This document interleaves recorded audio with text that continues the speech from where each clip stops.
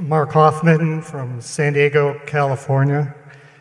Just want to thank you for all your wisdom and advice over the years. Also like to thank the boys at the Blumpkins, the Furniture Mart. They gave us a great tour the other day.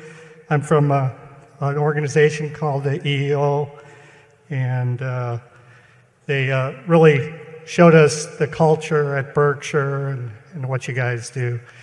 My question is, looking at the overall world economy, the Berkshire businesses are great, but my question is there underlying issues you see in the world economy, like going off the gold standard 40 years ago and fiat currency and countries making money like crazy?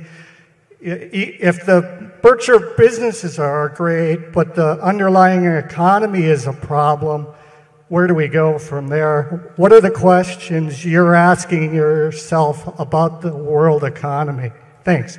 Yeah, there's always a lot of things wrong with the world. Unfortunately, it's the only world we've got. I mean, so we live with it and we deal with it. But the beauty of it is this system works very well. I don't have the faintest idea what's going to happen in business or markets in the next year or 2 years. But the one thing I know is that over time, people will live better and better in this country. We have a system that works. It unleashes human potential. I was just thinking, we have today about 35,000 people here.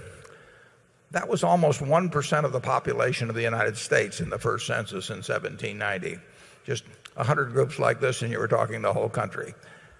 If you look at if we'd had this room filled back in 1790 with 35,000 citizens of the United States, then they would have been just as smart as we were natively, their intelligence. They would have lived in a country with resources that obviously same fertile soil, the same temperature, the same minerals, all of that. So they were just as able as we are, but they weren't turning out anything like we turn out today. I mean, just look at how we live compared to those people several hundred years ago. So we have had a system that works. It unleashes human potential. And China went for a long time without a system that unleashed potential. Now they've got a system that's unleashing human potential. We haven't reached the end of that road by a long shot. I mean, we're just starting, basically.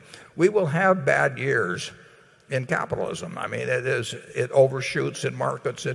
It gets overcome by fear and greed and all of that sort of thing. But if you look at the 19th century, you know, we had a civil war and we had 15 years or so of bad economic times spread out through that century. We had six panics, as they called them in those days. In the 20th century, we had a couple of great wars, and we had plenty of recessions, and we had the Great Depression. So we have these interruptions in the progress of our society. But overall, we move ahead, and we not only move ahead, we move ahead at a pretty damn rapid rate when you think about it. I mean, when in the 20th century, we had a 7-for-1 improvement in living, and we did that.